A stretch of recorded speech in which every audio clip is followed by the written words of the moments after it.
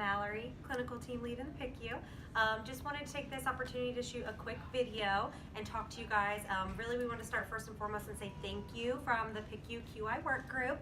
Everyone has been doing a really great job with PIFR. Night shift, we really appreciate you guys filling out the forms, and day shift with just being present in rounds. Our feedback from the attendings is that they're really appreciating nursing being in rounds and getting our feedback for that. So we just wanted to really hone in on the importance of PIFR and the changes that it's making, and hope that you guys continue to stay invested. So we want to talk about today, this video, I just want to do a quick video for just the nursing report to kind of fine tune the PIFR process as we're getting more in depth with it. We want to make sure the importance of nursing being at round so that you guys are up to date on the plan, so that you're able to give your input and recommendation.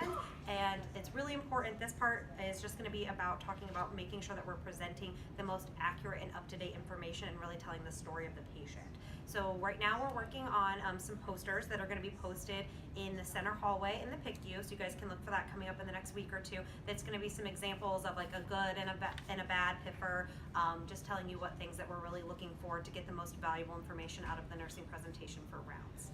And one other thing is we just really want to hone in on focusing on what is pertinent for your patient. So if you have an intubated patient who's on sedation grips, we want to hear all that information. If you have a baby that's on high flow, we can just skip right through sedation and only focus on what's pertinent for that patient or what our plans are going to be.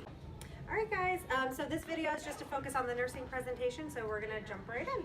So if family was here, we'd have them present their parental goals or concerns. I don't have a family here, so I'll just start with that part.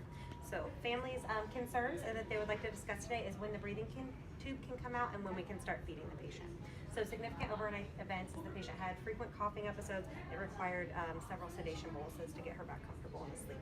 Overnight, her vital signs, her heart rates when she was calm and sedated were 110s to 130s. When she was awake and coughing, she was 180s. Blood pressures were 90s over 50s with MAPs in the 60s to 70s. Tmax of 40 and her GCS is a 5T. She's currently sedated on a Versed drip 0.2 mg per kg per hour, a fentanyl drip of 2 mg per kilo per hour, and a Prestex drip of 0.7 mg per kilo per hour. And the patient has required 15 sedation boluses in the last 24 hours, so their sedation has been inadequate, and I would recommend increasing our sedation drips today. The patient is on a cardiac drip. They are on norepinephrine, 0.15 mg per kilo per minute, with a goal map of 65, and they have cool extremities. Total in the last 24 hours is 1,500 in, 750 out, making us positive 350. Urine output has been 2.5 mLs per kilo per hour. They have maintenance IV fluids, D5 half normal saline with 28 kCl at 45. They have a 4.0 cuffed ET tube, 2 peripherals, arm immobilizers that will need renewed today. No skin concerns. They currently have a Q6 lab schedule with ABGs and BMPs. And my recommendations for today would be considering starting tube feeds of some sort and possibly placing a PIC line due to our sedation and our cardiac drips. Okay, thank you, Mallory. Couple points to emphasize is that nurse input during rounds is very important, and it improves our team communication. Also remember that the information that you present, make sure it's accurate, pertinent, and organized.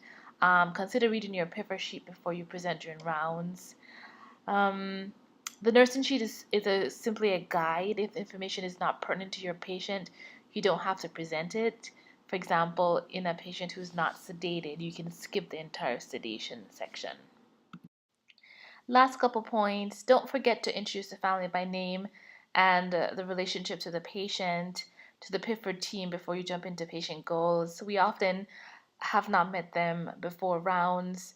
Don't forget to give your recommendations if you have any. We really want your input. Remember to update your whiteboard with team goals after rounds, and just remember that as nurses you are in the front line in patient care. Know your patients well. Make sure the team is aware of concerns or changes, and PIFR is a great place to do this.